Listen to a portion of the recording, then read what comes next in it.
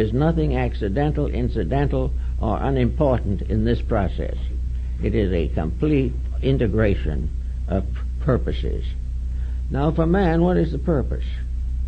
Why is he settled here? Why is he in the problems he's in today? And why are these problems being pressed upon him to the point of his final solution of them?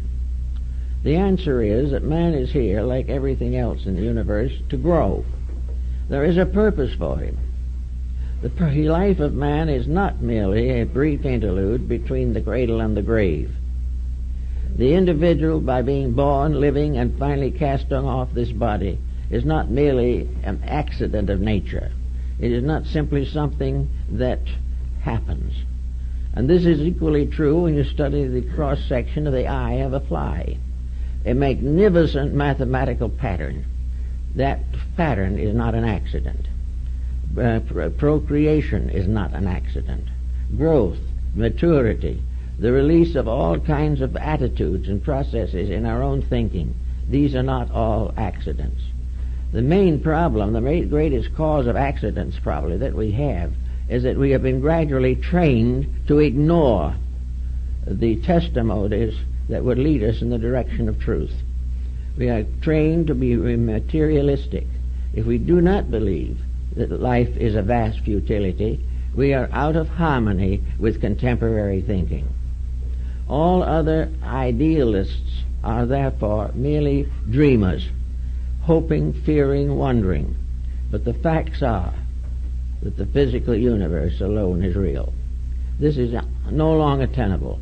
We can't do it and face the national problems we have. We cannot understand the reason for ourselves until we discover that there is a reason for everything. We cannot solve the problems of government until we fit them into the great septenary pattern of existence. The final 7 laws that govern life must be adapted to the 7 rules which govern a nation or a community or finally the individual himself. All these things are part of an inflexible design. To ignore it is simply to suffer. It could give us answers, but if we do not search for those answers, we are simply victims of what we like to call accidents. There are no accidents. Everything has some reason for it. Something has happened to make it necessary. Now this is what the ancient Hindus called the wheel of necessity, that we are all on a cyclic pattern of needs, of things we have to learn and things we have to do. And there is no graduation from this school until we do what we ought to do and find out the answers to the things that we must know. Otherwise, we are always going to fall short of that which is necessary to release us from the painful cycle of necessity. Necessity has only one solution, one remedy, and that is to accomplish that which is necessary. Once we keep fact with necessity, all other things will come into order. Now today in world affairs there are necessities. These we are carefully ignoring because they interfere with our personal objectives. And yet we are going along breaking rules and suffering and blaming it all upon the fact that there are no rules, that everything is just a long trail of accidents, and that we will sometime join the past with its 7,000 years. Actually, we have to begin to think of a lawful universe. Now, if a lawful universe exists, its laws must be susceptible of discovery.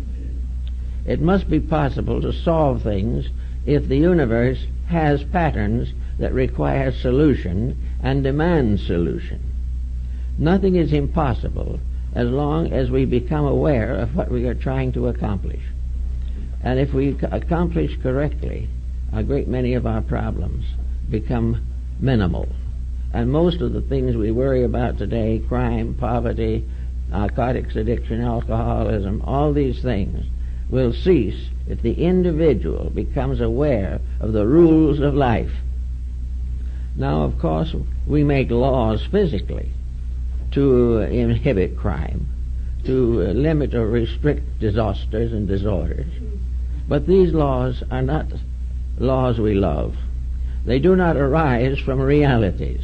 They arise from legislation and are frequently modified to the benefit of the executives. We are not actually ruled by laws that are primarily solutional to our need. We are following laws that legislators hope will help us to keep the peace without understanding why there is no peace and will not be until things change and become lawful. Now the ancients left us a great diagram of lawfulness. They gave us a wonderful hint.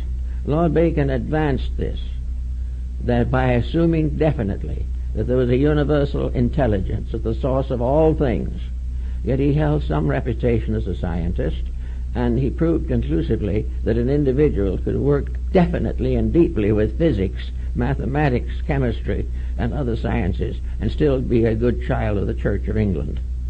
The actual answers that we need do not interfere with our effectiveness. They simply make this effectiveness real and permanent.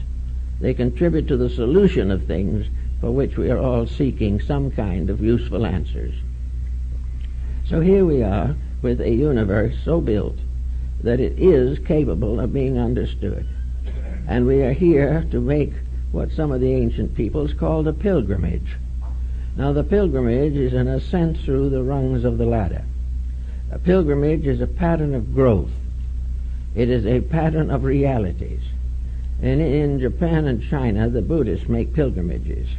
These pilgrimages are for refreshment, and they are journeys from one sacred place to another, with the understanding that through the inward contemplation of the journey, the individual becomes aware of the eternal journey within himself, which must finally bring him home. As we find also in Homer's definition of the journeys of Ulysses, where he says the great hero of Troy set sail again for his own far distant native land.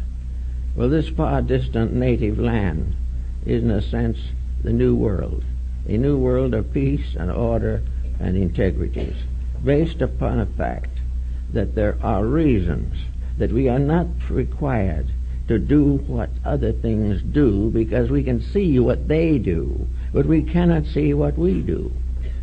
We are not expected to take everything on credit. In fact, I think the scientist is more gullible in these respects than the average theologian. The scientist believes anything that another scientist says, whereas the theologian believes only the sayings of his own theology. So he doubts something.